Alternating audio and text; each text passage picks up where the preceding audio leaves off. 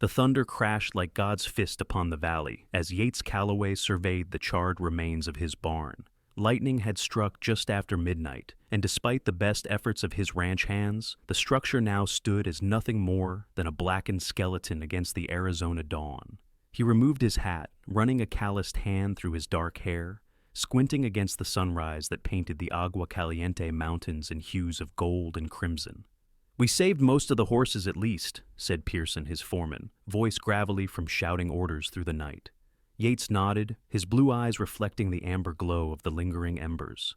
"The Lord giveth and the Lord taketh away," he murmured, though the words felt hollow. At 32, he'd weathered droughts, rustlers, and the unforgiving desert, but tonight's loss cut deep. That barn had been raised by his father's hands. "What about the chapel?" Pearson asked. "Still standing," Yates answered. His father had built the small chapel 7 years earlier, a simple wooden structure perched on a gentle rise overlooking the ranch. The old man had claimed he needed a place to be closer to God out here in the wilderness. Yates hadn't stepped foot inside since burying him 2 years ago. "Get some rest," Yates told his men. "We'll start clearing the debris at noon." The hands dispersed, leaving him alone with the smoking ruins and the vast Arizona sky. The year 1883 had been unkind to Calloway Ranch. First the drought, then losing 20 head of cattle to rustlers, and now this. He settled his hat back on his head and headed toward the main house, his boots kicking up dust from the parched earth. As he crested the rise that led to his home, something caught his eye movement near the chapel. Yates frowned. No one went there anymore. He changed course, hand instinctively dropping to the revolver at his hip. These days, strangers meant trouble. The chapel door stood ajar, morning light spilling through the gap. Yates approached cautiously, listening. A woman's voice, soft and desperate, drifted through the air. Prayer. Someone was praying in his abandoned chapel. He pushed the door wider, the aged hinges creaking a protest. Inside, kneeling before the simple wooden cross, was a woman he'd never seen before. Her honey-brown hair fell in waves down her back, and her dress, though travel-worn, had once been fine. She didn't turn at his entrance, her words continuing in an urgent whisper. "Please, Lord, I have nowhere else to go. Show me the way forward.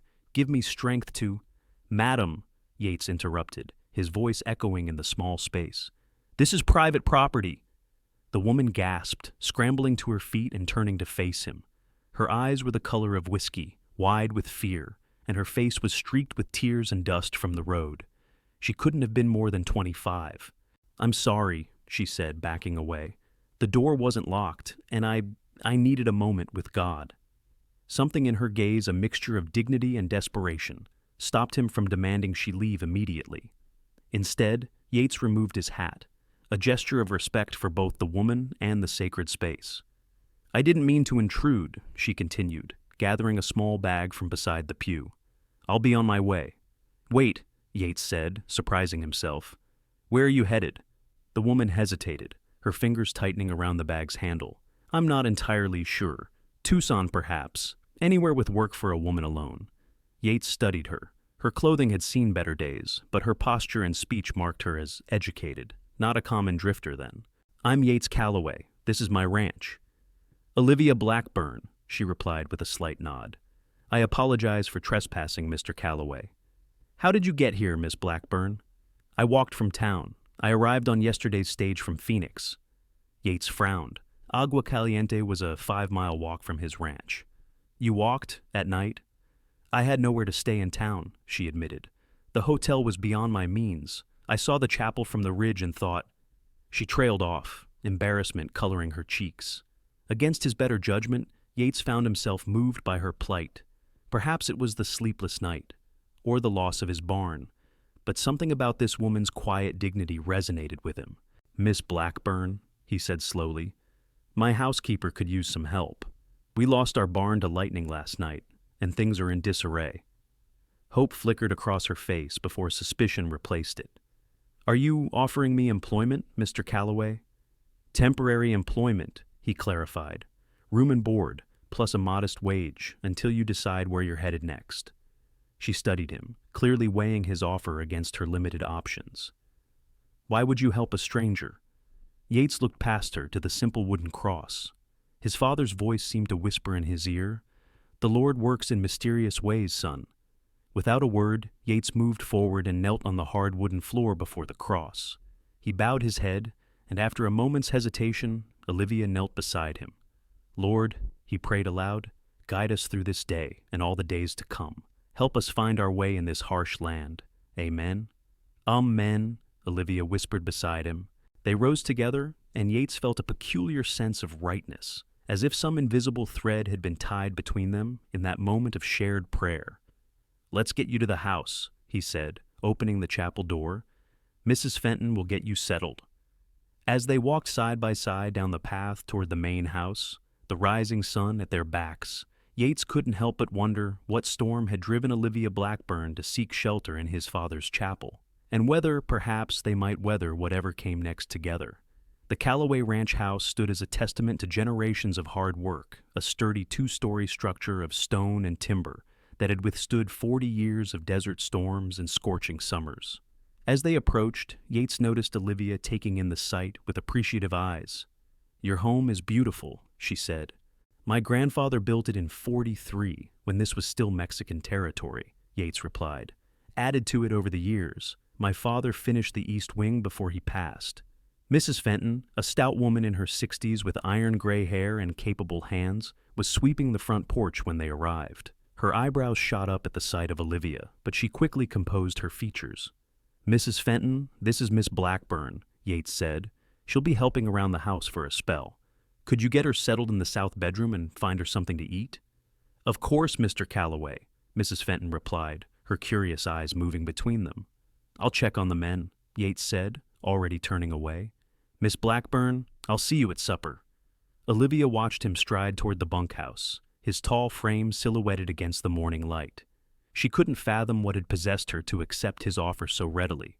Perhaps it was desperation, or perhaps something in those clear blue eyes that spoke of honesty. "Well, come along then," Mrs. Fenton said, not unkindly. "You look like you could use a wash and a proper meal." Olivia followed the housekeeper inside, into a home that spoke of masculine practicality, softened by occasional touches of refinement. A grandfather clock in the hall, leather-bound books on shelves, a piano in the corner of the parlor, gathering dust. "Mr. Calloway mentioned you might need help," Olivia said as they climbed the stairs. "What with the fire and all?" "Mrs.?" Fenton glanced back at her. "So, he told you about the barn?" "Well, yes, we're short-handed since Sally left to get married last month. I do the cooking and most of the housekeeping, but there's mending, laundry, and the garden to tend. Can you sew?" "Very well," Olivia answered, "and I've some experience with vegetable gardens." The south bedroom was small but pleasant, with a narrow bed, washstand, and a window overlooking the garden and the distant mountains beyond. "Basin's there," Mrs. Fenton said, pointing.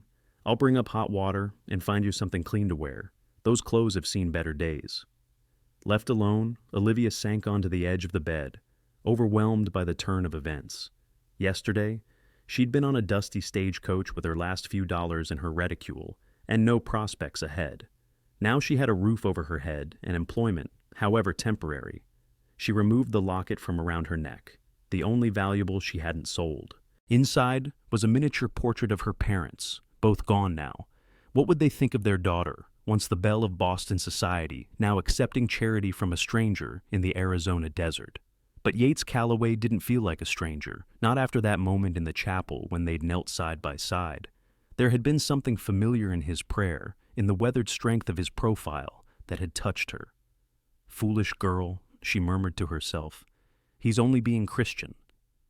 When Mrs. Fenton returned with water and a simple brown dress, Olivia gratefully washed away the dust of her journey. As she pinned up her hair, she gazed at her reflection in the small mirror. The woman who looked back was thinner than she'd been in Boston, her skin sun-kissed from the journey west. Her eyes held shadows of the past year's hardships, but also a resolve that hadn't been there before. "Well, Miss Blackburn," she whispered to her reflection, "let's see what God has in store for us here." Downstairs, Mrs. Fenton had prepared a simple breakfast of eggs, bacon, and fresh bread. As Olivia ate, the housekeeper moved about the kitchen, her curiosity finally getting the better of her. "So, what brings you to Agua Caliente?" she asked. "Not many young ladies travel these parts alone." Olivia carefully set down her fork. "Necessity," she answered simply. My parents are deceased, and circumstances in Boston became untenable. Mrs. Fenton nodded slowly. The West is full of people running from something dear. No need to explain further. I'm not running, Olivia said, perhaps too quickly. I'm seeking a new beginning. The older woman's eyes softened. Aren't we all, in one way or another? She glanced out the window toward the burnt barn. Even Mr. Calloway, though he'd never admit it. What do you mean?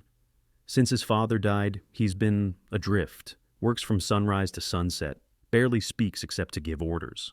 Mrs. Fenton shook her head. The old Mr. Calloway was a God-fearing man who built that chapel as a place of refuge. The son, well, he's been avoiding it like it carries the plague. Until this morning, Olivia murmured. Is that so? Mrs. Fenton raised an eyebrow. Well, that's interesting indeed. After breakfast, Olivia insisted on helping with the household chores. She spent the morning learning the routine of the ranch house, taking inventory of linens that needed mending and assisting Mrs. Fenton with preparing a hearty midday meal for the ranch hands who were clearing the barn debris. From the kitchen window, she could see Yates working alongside his men, his shirt sleeves rolled up, muscles straining as he hauled charred beams into a pile. His face was set in concentration, occasionally barking orders or nodding at something said to him. There was something compelling about his focused determination. He's a good man, Mrs. Fenton said, catching Olivia watching. Hard sometimes, but fair. This ranch means everything to him. Does he have family? A wife? Olivia asked, immediately regretting the question, when Mrs. Fenton gave her a knowing look. No wife, no children. His mother passed when he was just a boy. His father raised him alone until 2 years ago. The men came in for dinner at noon, a rowdy group of sun-weathered cowboys who quieted at the sight of Olivia. Yates introduced her briefly as Miss Blackburn, helping Mrs. Fenton for a while, and the men tipped their hats respectfully before descending on the food like locusts. Yates ate quickly, exchanging few words with his foreman about the next day's work. His eyes met Olivia's only once across the table, but there was a flicker of something appreciation, perhaps that warmed her. After the men returned to work, Olivia helped clean up, then spent the afternoon in the garden, grateful for the physical labor that kept her mind from dwelling on the past. The desert soil was challenging, but someone had worked hard to make things grow. Here herbs, tomatoes, and squash flourished despite the harsh conditions. As the sun began its descent, painting the desert in golds and purples, Olivia found herself drawn back to the chapel. She told herself she wanted to tidy it, as thanks for the sanctuary it had provided, but in truth, she felt called to return to the place of peace. The chapel was cool inside, a respite from the late afternoon heat. She swept the floor, dusted the pews, and arranged wildflowers she'd gathered from near the garden in a simple jar at the altar. Then, her work complete, she knelt again to pray. Lord, thank you for guiding me here, she whispered. I don't know what your plan is for me, but I'm grateful for this respite. The sound of the door opening made her turn. Yates stood there, hat in hand, looking surprised to find her. I'm sorry, she said, rising quickly. I wanted to tidy up as a thank you. No need to apologize, he said, stepping inside. It looks better than it has in years. An awkward silence fell between them. Olivia noticed the dirt smudged across his forehead, the exhaustion in the set of his shoulders. How goes the work on the barn? She asked. We've cleared most of the debris. I'll ride into town tomorrow for supplies to begin rebuilding. He moved further into the chapel, looking around as if seeing it anew. My father would spend hours here. I never understood it. And now? Yates met her gaze. Now, I wonder if he was onto something after all. He gestured to the pew beside her. May I? When she nodded, he sat down, stretching his long legs out in front of him. Mrs. Fenton tells me you've been a great help today. I'm grateful for the opportunity, Olivia replied. It's been a difficult journey. Where are you from, Miss Blackburn? Really? The directness of his question startled her. I told you Boston. And what brings a Boston lady all the way to Arizona territory? Alone? Olivia looked down at her hands, considering how much to reveal. My father was a banker, she began slowly. When he died last year, we discovered he had made some unwise investments. My mother had already passed, and I found myself with nothing but debts and a tarnished family name. Yates listened without interrupting, his face unreadable. "There was a man," she continued, "who offered to solve my problems by marrying me.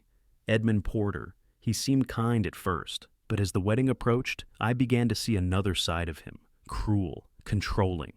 She swallowed hard. "When I tried to break the engagement, he threatened to ruin what remained of my reputation. Said no one would believe me over him." "So you ran," Yates concluded.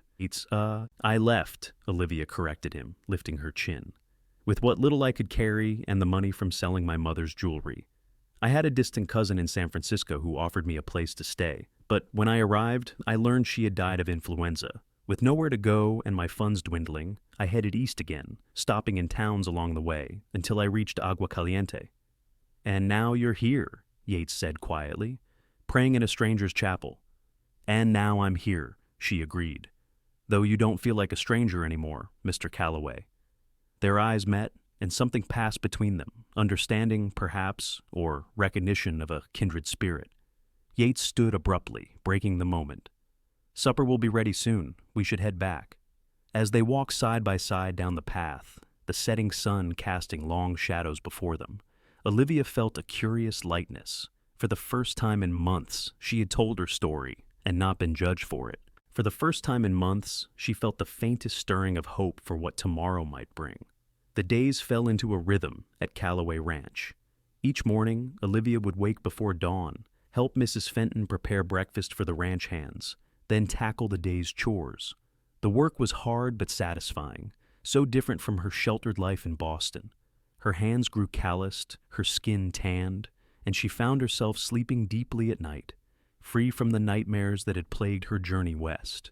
Yates rode into town the day after their conversation in the chapel and returned with supplies to rebuild the barn. The construction began immediately, with all hands focused on raising the new structure before the monsoon season arrived.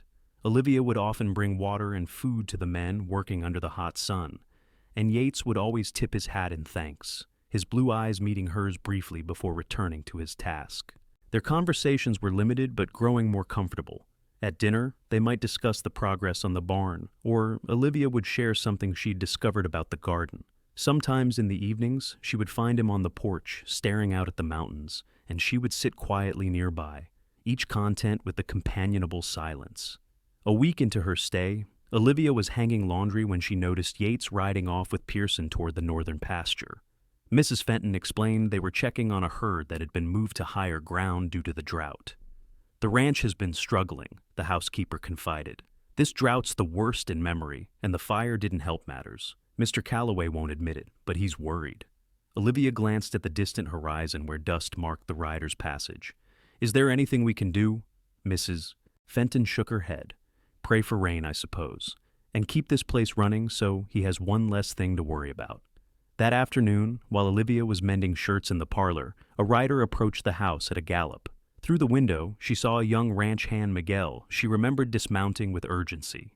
"Mrs. Fenton," he called, bursting through the door. "Where's the medicine box? Mr. Pearson's been hurt. Snake got his horse, threw him against some rocks. Mr. Calloway's bringing him back now." Mrs. Fenton sprang into action, sending Miguel to prepare a bed in the downstairs study while she gathered medical supplies. Olivia followed, her heart racing. "How can I help?" she asked. "Get hot water boiling," Mrs. Fenton directed, "and find the whiskey in the pantry. We may need it for the pain." Within 20 minutes, Yates arrived with Pearson draped across his horse. The foreman's face was ashen, blood staining his shirt from a gash on his temple. Between them, Yates and Miguel carried him to the prepared bed. "Rattler spooked his horse," Yates explained grimly as Mrs. Fenton examined the wound. "Hit his head when he fell. Been in and out of consciousness." Olivia pushed past her fear and stepped forward. "I can help. My mother taught me basic nursing during the war." Yates looked surprised but nodded. For the next hour, Olivia and Mrs. Fenton cleaned and stitched Pearson's head wound, while Yates paced the hall outside. When they finished, Pearson was resting more comfortably, though still unconscious. "He needs a doctor," Mrs. Fenton said. "I'll ride to town," Yates replied. "Miguel, stay here in case they need help." "Mr. Calloway," Olivia called as he turned to leave. "Your shirt." Yates looked down, seeming to notice for the first time the blood staining his clothing. "It can wait. At least take a clean one for when you return with the doctor. You don't want to frighten the townspeople." A ghost of a smile crossed his face. Always practical, Miss Blackburn. While Yates rode for town, Olivia sat with Pearson, applying cool cloths to his forehead when fever set in. Mrs. Fenton brought her tea and urged her to rest, but Olivia insisted on staying. As twilight deepened into night, Pearson's breathing became more labored. "Come on, Mr. Pearson," she murmured, re-wetting the cloth. "You need to hold on." The sound of horses outside announced Yates's return with Dr. Winters, a grizzled man in his 60s who smelled of tobacco and carbolic acid. He examined Pearson with practiced efficiency. "Concussion," he pronounced, "and the fever suggests infection setting in. I'll leave medicine, but he needs constant attention for the next day or so." "I'll stay with him," Olivia volunteered. The doctor raised an eyebrow but nodded. "Very well. Changes of the poultice every 2 hours. Water when he wakes, and this laudanum for the pain, but only a few drops." After the doctor left, Yates insisted Olivia take a break while he sat with Pearson. She reluctantly agreed, stepping outside for air. The night was cool, stars scattered across the vast desert sky like diamond dust. She inhaled deeply, trying to clear the smell of blood and medicine from her nostrils. When she returned to the study, Yates was sitting beside Pearson, elbows on his knees, head bowed. For a moment she thought he might be praying, but as she approached, she realized he was speaking softly to his foreman. "Can't lose you too, old friend. The men need you. Hell, I need you." Olivia hesitated, not wanting to intrude on the private moment. Something about seeing this strong, reserved man showing vulnerability touched her deeply. She cleared her throat softly, and Yates straightened, composing his features. "The fever's worse," he said, rising from the chair. "I'll tend to him," Olivia assured him. "You should rest. You've been riding all day." Yates shook his head. "I'll stay a while longer." They sat on opposite sides of the bed, changing Pearson's poultice and talking quietly to keep themselves awake. As the hours passed, Yates shared stories about his foreman, how Pearson had worked for his father, how he'd taught Yates to rope a steer when he was just 12, how he'd stayed loyal through drought and prosperity. In turn, Olivia spoke of Boston, of concerts and lectures she'd attended, of the changing seasons in New England that she sometimes missed in the Arizona heat. Yates listened attentively, occasionally asking questions that revealed his own limited travels beyond the territory. Near dawn, Pearson's fever finally broke. He opened his eyes briefly, recognized Yates, and drifted back into a more peaceful sleep. "He'll recover," Olivia said, relief evident in her voice. Yates's shoulders sagged as tension drained from him. "Thank God," he murmured. "And thank you," he added, meeting her gaze across the bed. "Your help today was invaluable." The genuine gratitude in his eyes warmed her more than any formal compliment she'd ever received in Boston's drawing rooms. "I'm glad I was here," she replied simply. As the first light of dawn filtered through the curtains, Mrs. Fenton appeared to relieve them. Yates walked Olivia to the stairs, both swaying slightly with exhaustion. "You should get some sleep," he said, his voice rough from the long night. Olivia nodded, then hesitated. "Mr. Calloway Yates, I want you to know that She faltered, unsure how to express the connection she felt had formed between them during their vigil. "I know," he said quietly. "I feel it too." Their eyes held for a long moment before Olivia broke away, climbing the stairs to her room. As she drifted into exhausted sleep, she realized that somehow, in this unexpected place, she had found something she'd never truly had in Boston, a sense of belonging. Pearson recovered slowly but steadily over the next week. The barn construction continued without him, with Yates taking on additional responsibilities to compensate for his foreman's absence. Olivia found herself managing more household duties, as Mrs. Fenton often sat with Pearson during the day. One evening, as Olivia was bringing fresh linens to the study, she found Pearson awake and alert, sitting up in bed. "Miss Blackburn," he greeted her, "Mrs. Fenton tells me I owe you a debt of gratitude for your nursing." "Not at all," she replied, setting down the linens. "How are you feeling?" "Like I tangled with a mountain lion and lost," he said with a wry smile. "But I'll live, thanks to you and the boss." He studied her curiously. "You're not what I expected." "Oh?" Olivia raised an eyebrow. "And what did you expect, Mr. Pearson?" "When Yates Mr. Calloway said he'd hired a lady from back east, I pictured someone. He searched for a diplomatic word, less capable. Olivia laughed, surprised by his frankness. Life has a way of teaching us what we're capable of, doesn't it? That it does, Pearson agreed. And speaking of capable, how's the boss holding up? He looks more tired than usual. He's taken on much of your work, from what I can tell, Olivia replied. And there's concern about the drought. The new barn is progressing, though, Pearson nodded. He works too hard, always has, even as a boy, but I've noticed something different lately. Oh? He smiles more, Pearson said simply, since you arrived. Olivia felt heat rise to her cheeks. I'm sure that's just coincidence. Miss Blackburn, I've known that man since he was knee-high to a grasshopper. There's nothing coincidental about it. Pearson's eyes twinkled with mischief. He rides out to check the northern pasture every day, but he always circles back by the chapel first, where, coincidentally, you seem to spend time each afternoon. Olivia couldn't deny it. She had continued visiting the chapel daily, finding peace in its simple sanctuary. Occasionally, Yates would join her, and they would sit in companionable silence or engage in conversations that grew increasingly personal. We're friends, she said carefully. Nothing more. If you say so, Pearson replied, not bothering to hide his disbelief. But friends or not, you've brought something back to this ranch that's been missing since old Mr. Calloway passed. A sense of home. His words stayed with Olivia as she finished her tasks and retired to the porch with a book. The sun was setting, painting the desert in fiery hues when Yates returned from the fields. He dismounted wearily, handed his horse to a waiting ranch hand, and spotted her on the porch. Evening, Miss Blackburn, he called, climbing the steps. Mind if I join you? Please do, she replied, setting aside her book. And I think, after all this time, you might call me Olivia. He smiled that rare, transformative smile that changed his entire countenance. Olivia, then, and I'm Yates, not Mr. Calloway. He settled into the chair beside her, stretching out his long legs. How's our patient today? Much improved, talkative even. That's a good sign. Pearson quiet is Pearson unwell. They sat in comfortable silence, watching the sunset. Olivia was acutely aware of his presence beside her, of the scent of leather and sun-warmed skin that was uniquely his. I checked the north pasture today, Yates said after a while. The creek's down to barely a trickle. If we don't get rain soon... You're worried about the cattle, Olivia finished for him. He nodded. We can rebuild a barn. Can't replace a herd that's taken generations to build.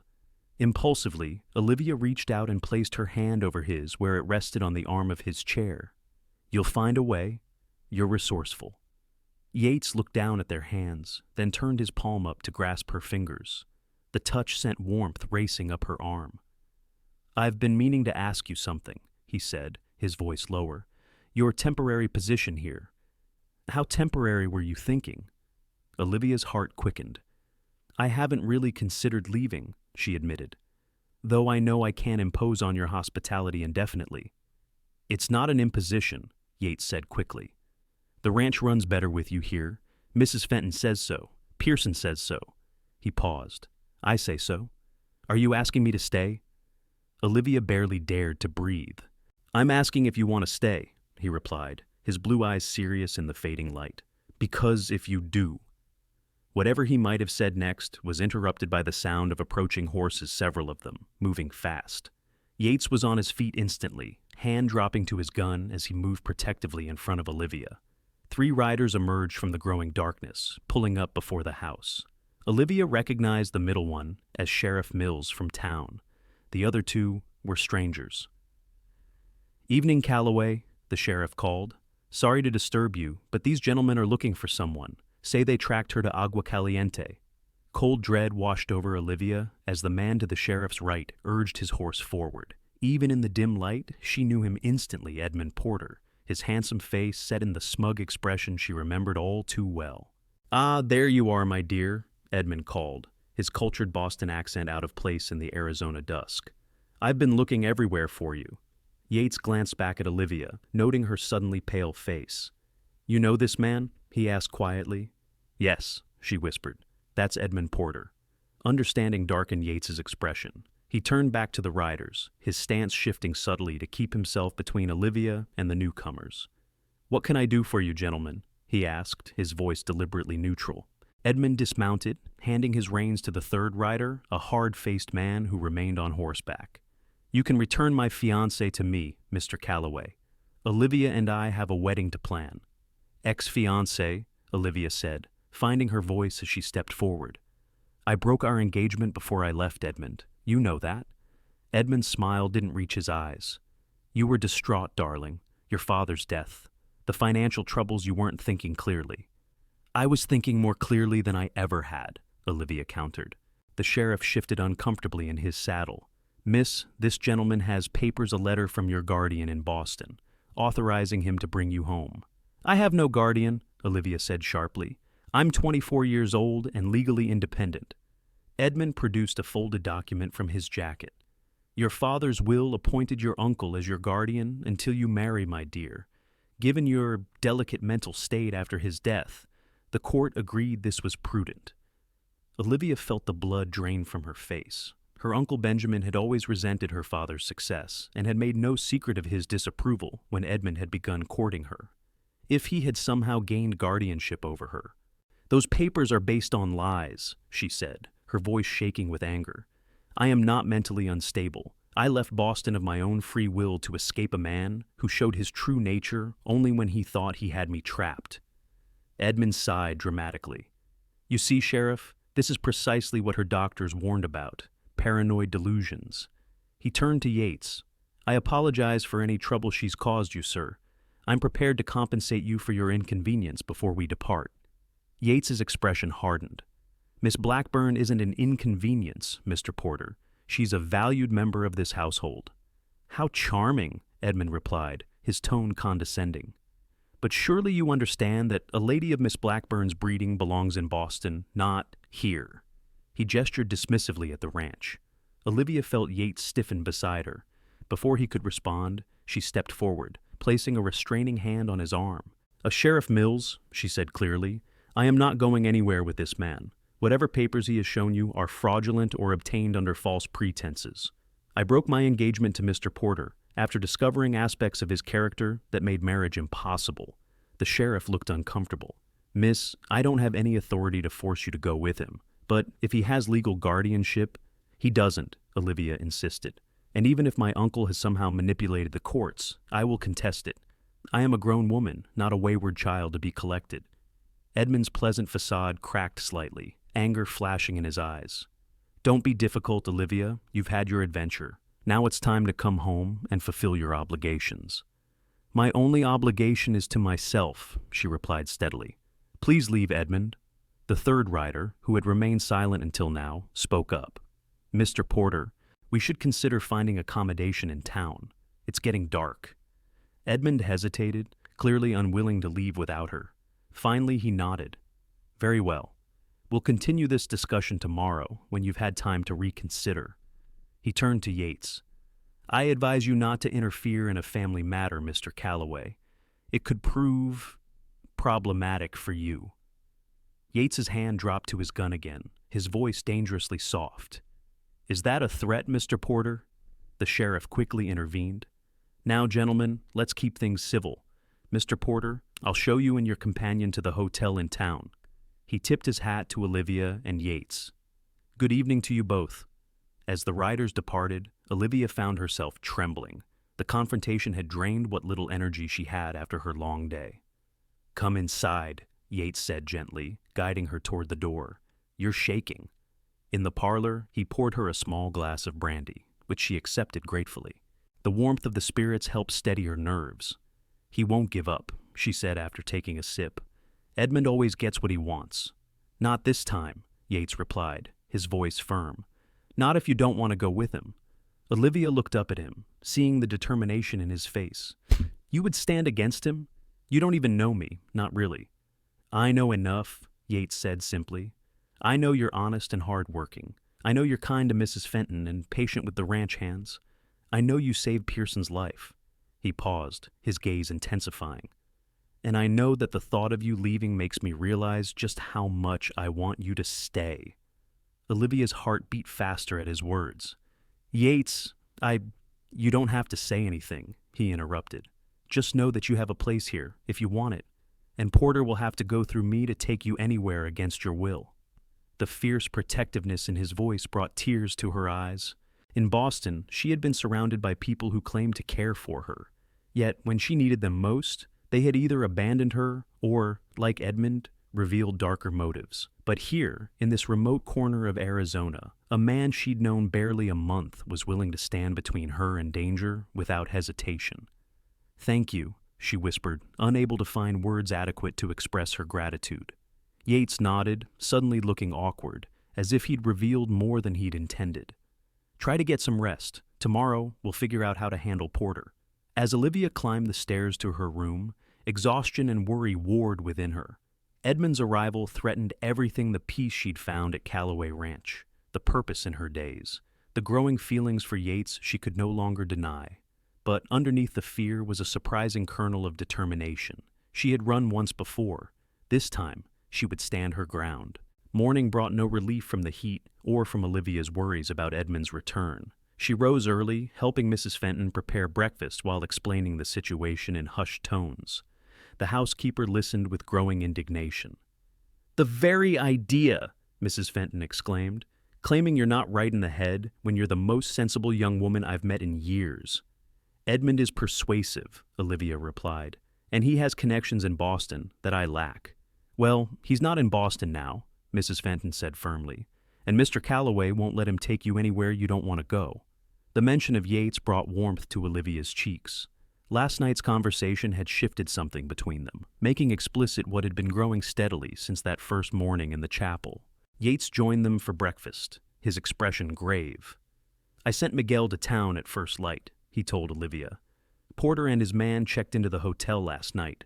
The sheriff says they're planning to ride out here this morning." Olivia's stomach tightened with anxiety. "What should we do?"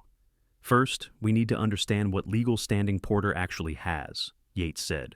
"Sheriff Mills is bringing Judge Wilson with him. The judge handles legal matters in the county, and he owes me a favor." "And if Edmund does have guardianship papers?" Olivia asked. "Then we challenge them," Yates replied. "Arizona isn't Massachusetts. The courts here might view things differently." Olivia nodded, grateful for his calm approach. After breakfast, she retreated to the chapel, seeking solace in prayer. The simple wooden structure had become her sanctuary over the past weeks, a place where she could sort through her thoughts without distraction. "Lord," she prayed, kneeling before the cross, "give me strength to face Edmund. Help me find a way to stay here, where I've finally found peace." The sound of the door opening made her turn. Instead of Yates, as she'd expected, Pearson stood there, leaning heavily on a walking stick. "Mrs. Fenton will have my hide for being out of bed," he said with a weak grin. "But I wanted to talk to you before your visitor returns." "Mr. Pearson, you shouldn't be up," Olivia scolded, rising to help him to a pew. The foreman waved off her concern. "Been laid up long enough. Besides, this is important." He settled onto the bench with a wince. "Yates told me about your situation, about this Porter fellow." Olivia sat beside him, smoothing her skirt nervously. "Yes, it's complicated." "Love usually is," Pearson replied. "But that's not what I came to talk about. I came to tell you something about Yates that might help you understand why he's so determined to help you." "I'm listening," Olivia said. Pearson looked toward the simple altar. Yates's mother died when he was 8, consumption. His father never really recovered from the loss, threw himself into building this ranch, expanding it. Yates grew up fast, learning the business, trying to please his father. Olivia nodded, beginning to see parallels to her own life. When Yates was 25, he met a young woman in town, Elizabeth Thornton, pretty girl, daughter of a merchant. They courted for nearly a year, and Yates was smitten. Pearson's voice grew softer. He proposed, she accepted, and the wedding was set for spring. "What happened?" Olivia asked, though she suspected the story didn't end happily. "Winter came early that year. Elizabeth took ill with pneumonia. She was gone within a week." Pearson sighed heavily. Yates was devastated, blamed himself for not bringing the doctor sooner, for not taking better care of her. After the funeral, he retreated into himself, focused solely on the ranch. "That's why he seemed so closed off when we first met," Olivia murmured. 7 years he's been that way," Pearson confirmed, "until recently." He gave her a meaningful look. "Until you arrived." Olivia felt her heart constrict at the thought of Yates carrying such grief. "Why are you telling me this?" "Because you need to know what's at stake," Pearson said simply. "That man has started to live again since you came, and I suspect he means more to you than you might be ready to admit." Before Olivia could respond, the chapel door opened again. This time, it was Yates, his expression tight with concern. "They're coming," he said. "Porter, his man, the sheriff, and Judge Wilson." Pearson struggled to his feet. "I'll be there." "You should be resting," Yates protested. "Not a chance, boss," Pearson replied. "Miss Blackburn helped save my life. Least I can do is stand with her now." The three of them walked together back to the house, where Mrs. Fenton was anxiously waiting on the porch. In the distance, a cloud of dust marked the approaching riders. "Whatever happens," Yates said quietly to Olivia, "remember that you have a choice. You're not alone." The riders drew closer Edmund and his companion, followed by Sheriff Mills and a distinguished older man who must be Judge Wilson. As they dismounted, Olivia squared her shoulders, drawing strength from Yates's solid presence beside her. "Good morning, Olivia," Edmund called, his tone falsely cheerful. "I trust you've reconsidered your position overnight?" "My position remains unchanged," she replied coolly. "I'm not returning to Boston with you, Edmund." Edmund's smile tightened. "Judge Wilson, as I explained, my fiancée has been under considerable strain. Her behavior has been erratic since her father's death." The judge, a tall man with sharp eyes and a neatly trimmed white beard, studied Olivia thoughtfully. "Miss Blackburn, I've reviewed the papers Mr. Porter has shown me. They appear to grant guardianship to your uncle, Benjamin Blackburn, who has in turn authorized Mr. Porter to act on his behalf." "Those papers were obtained fraudulently," Olivia stated firmly. "I am of sound mind and have been since my father's death. My uncle never approved of my engagement to Edmund, but when my father's debts were revealed, he suddenly changed his tune. I suspect financial arrangements were made that benefited both him and Edmund at my expense." Judge Wilson raised an eyebrow. "That's a serious allegation, young lady." "It's the truth," Olivia insisted. "Ask yourself why a man would pursue a woman across half the country if his interest was merely concern for her well-being. Edmund wants control of what little remains of my father's estate and control of me." Edmund's pleasant facade slipped, anger flashing in his eyes. "This is precisely the kind of paranoid thinking her doctors noted," he said to the judge. "Olivia, be reasonable. Your place is in Boston, not playing at being a ranch hand's wife." Yates stiffened beside her, but Olivia spoke before he could. "I have made a place for myself here, Edmund, a life I've chosen, not one that was arranged for me by men who see me as property to be managed." The judge stroked his beard thoughtfully. "Sheriff, would you say Miss Blackburn has caused any trouble since arriving in Agua Caliente?"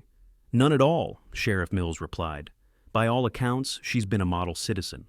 "And you, Mr. Calloway," the judge continued, "what is your assessment of Miss Blackburn's mental state?" Yates met the judge's gaze steadily. "Miss Blackburn is one of the most level-headed, capable women I've ever met. There is nothing unstable about her, except perhaps her excellent judgment in fleeing from this man." Edmund's companion, who had remained silent until now, stepped forward. "Judge Wilson, with all due respect, these people hardly know Miss Blackburn. We've come a long way to bring her home where she belongs." "And you are?" the judge inquired. "Harold Simmons, private investigator employed by Mr. Benjamin Blackburn to locate his niece." Olivia felt a chill, so that was how Edmund had tracked her across the country. The judge considered for a moment, then turned to Olivia. "Miss Blackburn, while I have concerns about these guardianship papers, they are technically legal documents from Massachusetts. However, their enforcement here in Arizona territory is a more complex matter." "What does that mean?" Edmund demanded.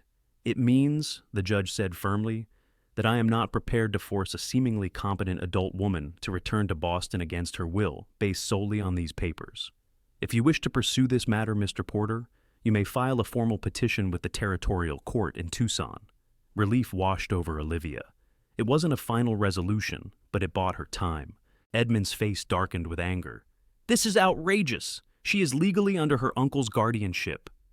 "In Massachusetts, perhaps," the judge replied calmly. "Here, I see a woman who appears perfectly capable of making her own decisions. Unless you can provide more compelling evidence of mental instability than her desire to live independently, I'm inclined to let her remain where she chooses." Edmund turned to Olivia, his voice low and threatening. "This isn't over. Your uncle will not be pleased." "My uncle has never been pleased with anything I've done," Olivia replied. "I've stopped trying to earn his approval." With a curt nod to the judge, Edmund stormed back to his horse. "Come, Simmons. We'll return to town and send telegrams to Boston. This requires a different approach." As they rode away, Sheriff Mills tipped his hat to Olivia.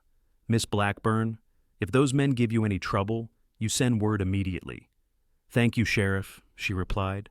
"And thank you, Judge Wilson." The judge nodded. "I suggest you consider formalizing your situation here, young lady. A woman alone is always vulnerable to these kinds of claims."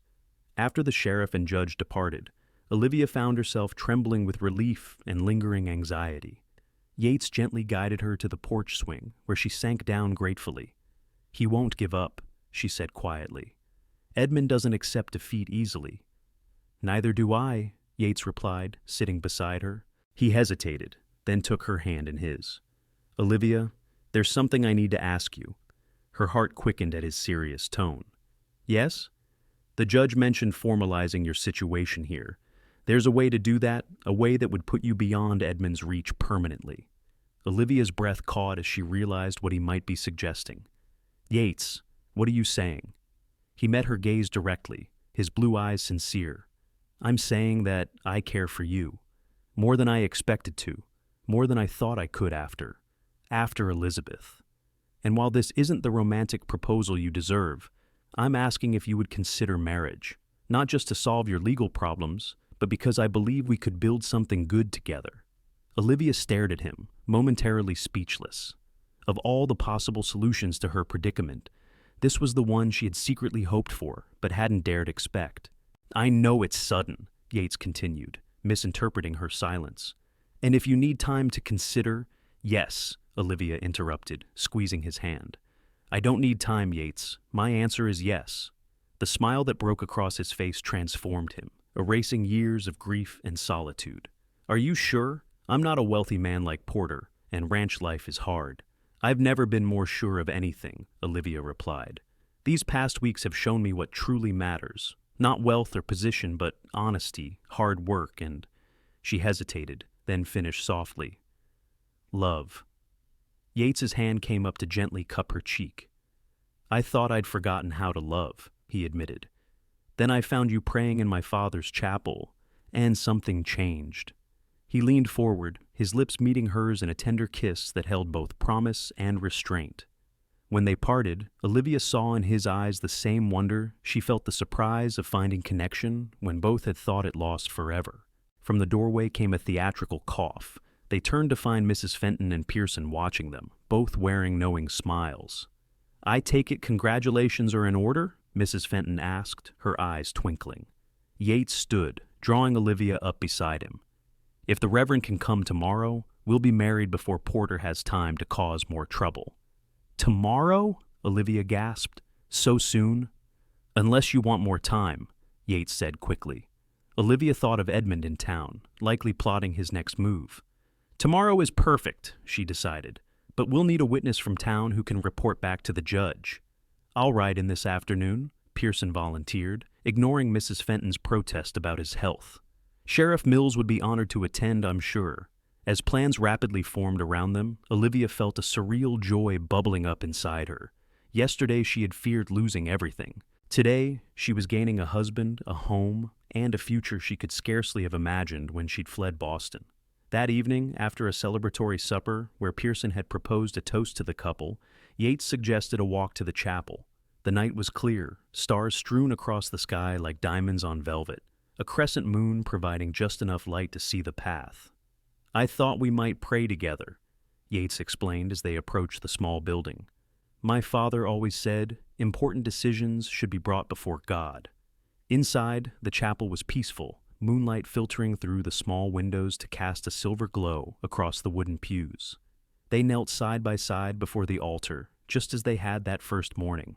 "Lord," Yates prayed softly, "thank you for bringing Olivia into my life. Guide us as we begin this journey together. And protect us from those who would separate us," Olivia added, Give us the strength to face whatever challenges lie ahead." After their prayers, they remained kneeling in comfortable silence. Finally, Yates turned to her. "There's something I want you to have," he said, reaching into his pocket. He withdrew a simple gold band. "It was my mother's. My father gave it to me before he died. Said I should save it for when I found the right woman." Olivia's eyes filled with tears as he slipped the ring onto her finger. "It's beautiful, Yates. Thank you." "My father built this chapel as a sanctuary," Yates said, looking around at the simple space. "I never understood its purpose until now. Until you."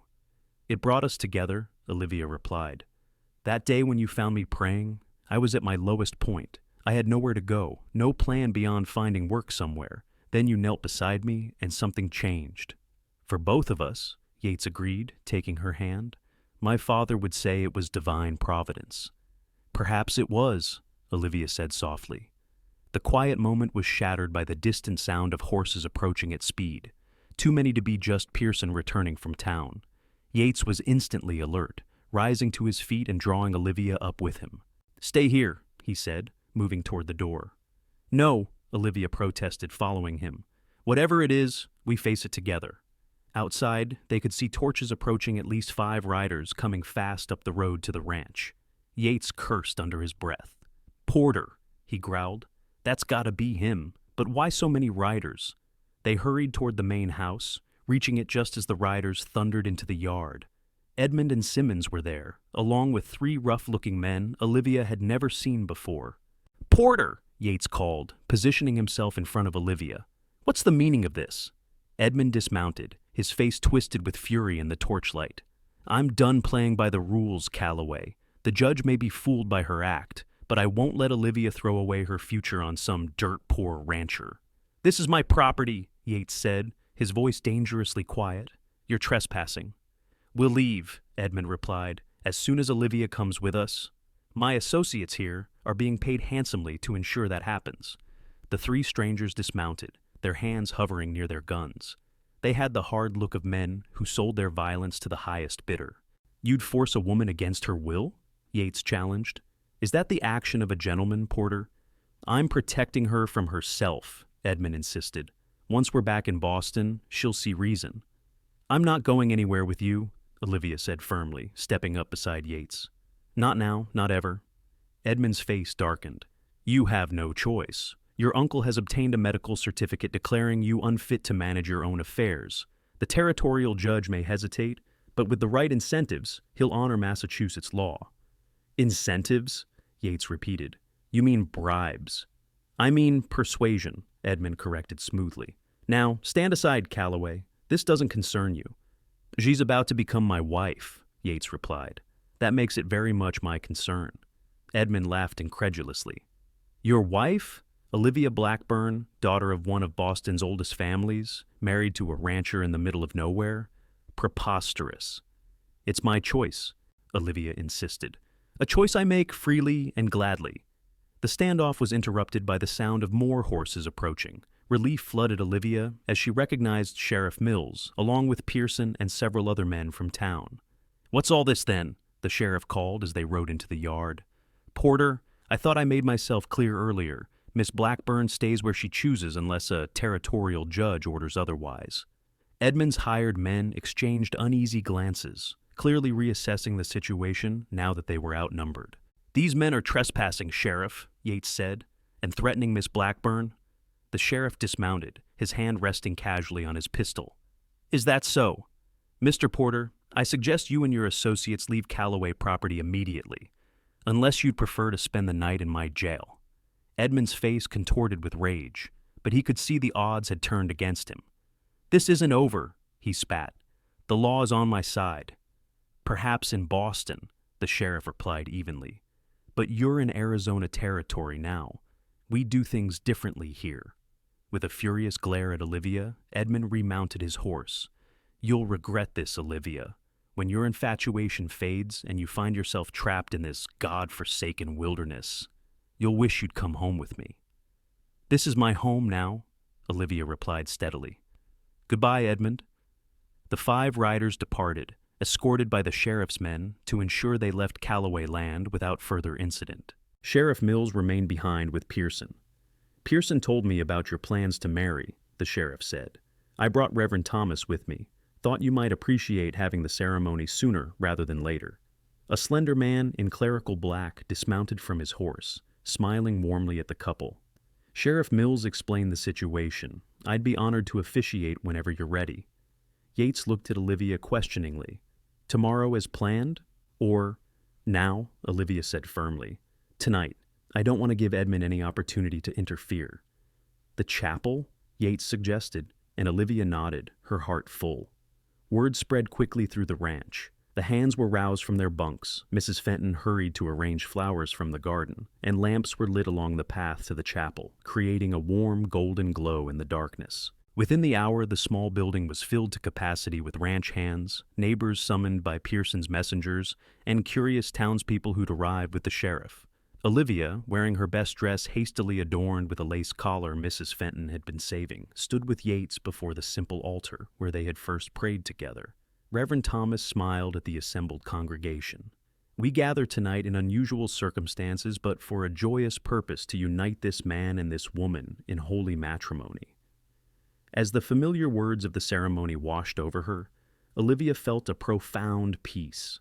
This wasn't the lavish Boston wedding she'd once imagined, but it was infinitely more meaningful. She was choosing this life, this man, this future with clear eyes and an open heart. "Do you, Yates Calloway, take this woman to be your lawfully wedded wife?" "I do," Yates answered, his voice steady and sure. "And do you, Olivia Blackburn, take this man to be your lawfully wedded husband?" "I do," Olivia replied, squeezing Yates's hands. They exchanged vows and rings, Yates placing his mother's band on Olivia's finger, and Pearson producing a simple gold band for Yates that had belonged to his own father. "By the authority vested in me, I now pronounce you husband and wife," Reverend Thomas declared. "What God has joined together, let no man put asunder." When Yates kissed her, the chapel erupted in cheers. In that moment, surrounded by the warmth of their newly formed community, Olivia knew she had found her true home. "Mrs. Calloway," Yates murmured against her ear as they walked back up the aisle together. "Mr. Calloway," she replied, smiling up at him. "It seems we've come a long way from that first morning prayer." Outside, the stars still shone brightly overhead, but now they seemed to Olivia like a blessing rather than distant, cold observers. The night that had begun in fear had transformed into one of unexpected joy. Sheriff Mills approached them as they exited the chapel. "I've sent men to escort Porter and his companions to the county line," he informed them, "but you should know he was talking about wiring some high-priced lawyer from Tucson." "Let him," Yates said confidently. "My wife is no longer Olivia Blackburn, unmarried ward of Benjamin Blackburn. She's Olivia Calloway, married woman and resident of Arizona Territory. And I made sure to file the marriage certificate immediately," the Reverend added. "It's official and legal in every respect." The celebration continued at the main house, where Mrs. Fenton had miraculously produced a wedding cake and enough food to feed the impromptu gathering. As Olivia moved among their guests, accepting congratulations and good wishes, she caught glimpses of Yates doing the same, his usual reserve softened by happiness, his smile coming more easily than she had ever seen before. Late in the evening, as the guests began to depart, Pearson raised one final toast. "To Yates and Olivia Calloway," he called, "may the joy that brought you together sustain you through all the seasons of life." "Hear, hear!" came the response, glasses raised in the lamplight. When the last guest had gone, Yates took Olivia's hand. "Come with me," he said softly. "There's something I want to show you." He led her upstairs to the master bedroom, a room she had never entered before. It had clearly been hastily prepared, with fresh linens on the large four-poster bed and wildflowers in a jar on the dresser. "Mrs. Fenton's work," Yates explained, noticing her surprise. "She's been hoping for this day since you arrived." Olivia laughed. "Was I the only one who didn't see this coming?" "I certainly didn't," Yates admitted, drawing her into his arms. "Not until I found you praying the morning, and something inside me that had been sleeping for years suddenly woke up." He kissed her then, more deeply than before, his restraint giving way to a passion that matched her own. When they parted, both breathless, Olivia saw in his eyes a hunger that mirrored what she felt. "I have another surprise," he said, leading her to the window. In the moonlight, she could see the chapel on its small rise. But something was different. A soft glow emanated from within. I asked Miguel to keep the lamps lit there tonight, Yates explained, as a reminder of where our journey began. Tears pricked Olivia's eyes at the thoughtful gesture. "It's perfect," she whispered, turning to face her husband. "Everything is perfect." In the days that followed their hasty wedding, Olivia and Yates settled into a new rhythm together. The transition from employee to wife, from guest to mistress of Calloway Ranch, was both challenging and exhilarating. Mrs. Fenton, rather than being displaced, seemed delighted to teach Olivia the particulars of managing the large household, from planning meals for the ranch hands to organizing the meticulous records Yates kept of the ranch's operations. True to Sheriff Mills's warning, Edmund did wire for a lawyer from Tucson, but the legal reality of Olivia's marriage proved insurmountable.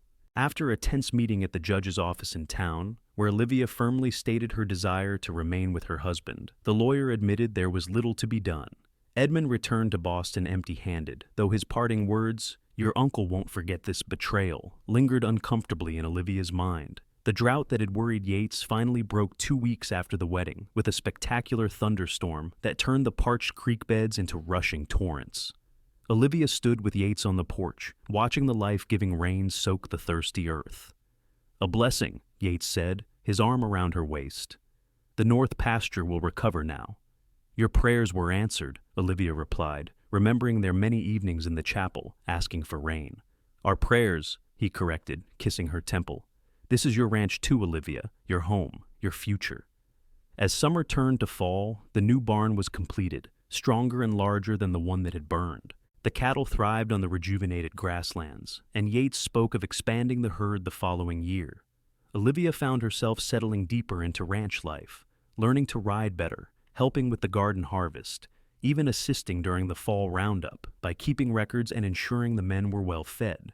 The chapel remained their special place, a sanctuary where they would often retreat in the evenings to share the events of their day and pray together. Yates had been right when he said his father built it as a refuge. What he couldn't have known was how central it would become to their marriage, a place where troubles could be voiced, joys shared, and silence appreciated.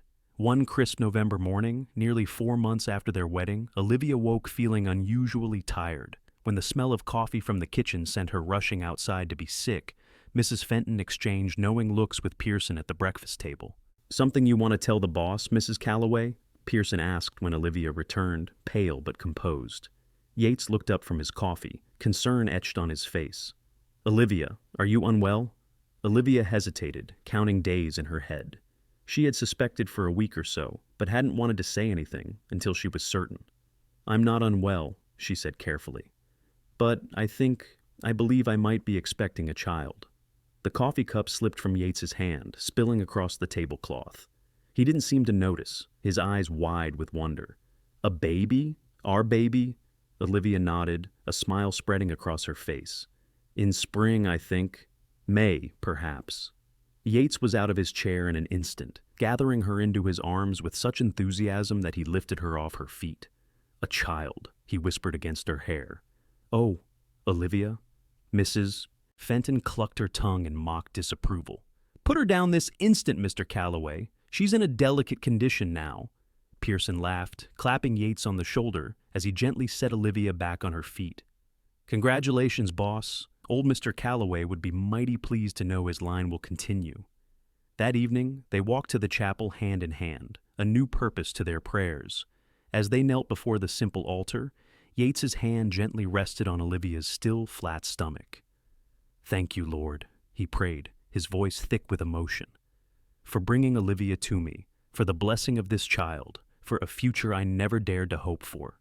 And thank you," Olivia added, "for guiding me to this place, to this man, to this life that exceeds all I could have imagined."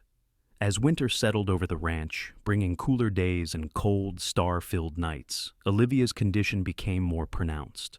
Dr. Winters visited regularly, pronouncing both mother and child healthy. The news of the coming Calloway heir spread through the town and surrounding ranches, bringing a steady stream of visitors bearing gifts and good wishes. Yates became increasingly protective, insisting that Olivia rest more and delegate tasks to Mrs. Fenton and the new girl they had hired to help with the increased workload. Olivia tolerated his concern with good humor, though she drew the line when he suggested she might be more comfortable staying in bed until spring. "I am pregnant, Yates, not made of porcelain," she told him firmly. "Women have been having babies since the beginning of time, most of them while continuing to work." He conceded the point, but still watched her like a hawk, ready to leap to her assistance at the slightest sign of fatigue or discomfort. His tenderness touched her deeply, especially when he would sit with her in the evenings, reading aloud from one of his father's books while she worked on tiny garments for the baby. Christmas brought a rare snowfall to Agua Caliente, transforming the desert landscape into a wonderland of white. The ranch hands decorated the chapel with pine boughs and candles for a special service, where Reverend Thomas reminded them all of another child born in humble circumstances. Afterward, they gathered at the main house for a feast that Mrs. Fenton had been planning for weeks, with everyone from the newest ranch hand to Pearson's elderly mother included in the celebration. As Olivia looked around the crowded table, she marveled at how quickly she had come to love this place and these people. A year ago, she had been in Boston, trapped in an engagement to a man she feared, facing a future that offered security but no joy. Now she sat beside a husband she adored, carrying their child, surrounded by a community that had embraced her as their own. "Happy?" Yates asked quietly, noticing her thoughtful expression. "Completely," she assured him, squeezing his hand beneath the table. When spring arrived, bringing with it the rebirth of the desert in a riot of wildflowers and the busy season of calving, Olivia's time grew near. The nursery, once Yates's childhood room, was prepared with a cradle Pearson had carved and a rocking chair that had belonged to Yates's mother. "She would have loved you," Yates told Olivia as they sat together in the nursery one evening in late April. "My mother was strong like you, kind but determined.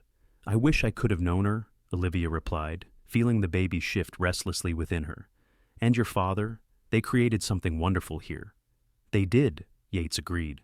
"And now we'll continue it, for our child, and hopefully more to come."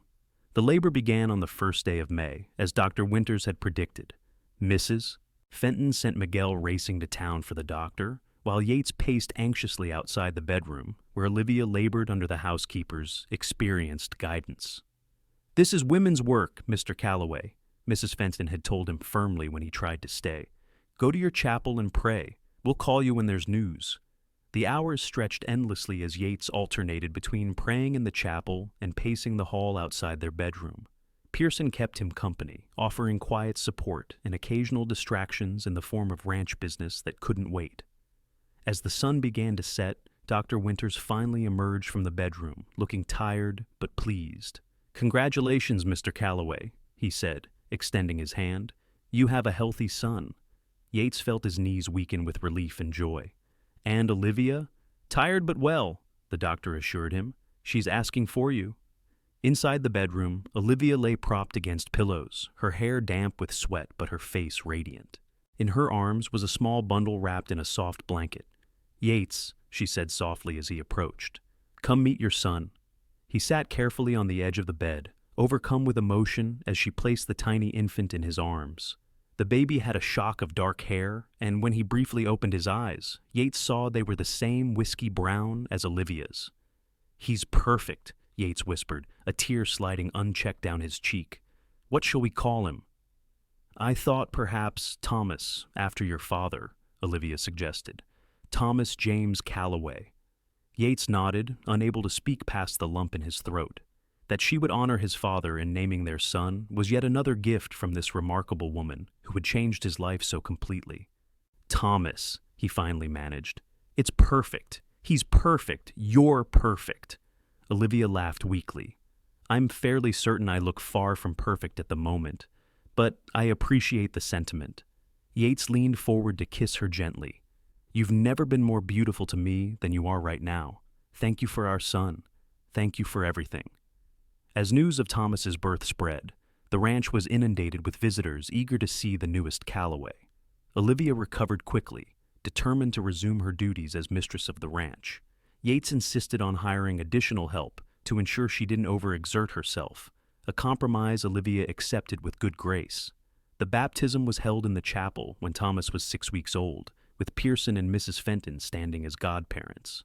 As Reverend Thomas poured the holy water over the infant's head, Olivia glanced at Yates, finding his eyes already on her, filled with love and gratitude. "The Lord works in mysterious ways," the Reverend said, echoing words Yates had spoken to Olivia that first day in the chapel.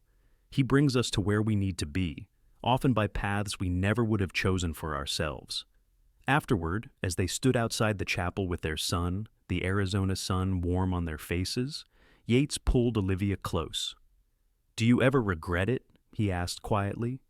"Leaving Boston, ending up here?" Olivia looked out over the ranch, the bustling activity around the barn, the cattle grazing on distant hills, the garden flourishing in the spring sunshine. She thought of the community that had welcomed her, of the purpose she'd found in helping build a future here, of the love that had grown between her and Yates, culminating in the miracle of their son. "Never," she answered honestly. "This is exactly where I'm meant to be." Thomas grew into a sturdy, curious toddler, the joy of the entire ranch. By his first birthday, he was taking tentative steps, exploring his world with Yates's determination and Olivia's inquisitiveness. The drought that had plagued the region finally ended completely, bringing prosperity back to Calloway Ranch. Under Yates and Olivia's joint management, the operation expanded, adding new grazing land and improving the breeding stock. On the evening of their second wedding anniversary, Yates surprised Olivia by taking her to the chapel after Thomas had been put to bed. Inside, he had arranged for dozens of candles to be lit, bathing the simple space in golden light. On the altar lay a small velvet box. "What's this?" Olivia asked as he handed it to her. "Open it," Yates urged, his eyes warm with anticipation. Inside was a delicate gold locket, similar to the one containing her parents' miniatures that she still treasured. When she opened it, she found a tiny portrait of Thomas on one side and Yates on the other. "Oh, Yates," she breathed, tears filling her eyes. "It's beautiful." "I wanted you to have your family close to your heart," he explained, helping her fasten it around her neck. "Your past and your present." "And my future," Olivia added, rising on tiptoes to kiss him. "The future that began right here, when a rancher found a stranger praying in his chapel and knelt beside her." Yates smiled, drawing her close. "I thought I was offering sanctuary to a woman in need," he said softly. "I didn't realize she would be my salvation." Outside, the stars shone down on Calloway Ranch, on the life they had built together from that first shared prayer. In the main house, their son slept peacefully, the first of what would eventually be 4 children, to carry forward their legacy of love, faith, and perseverance in the wild heart of Arizona.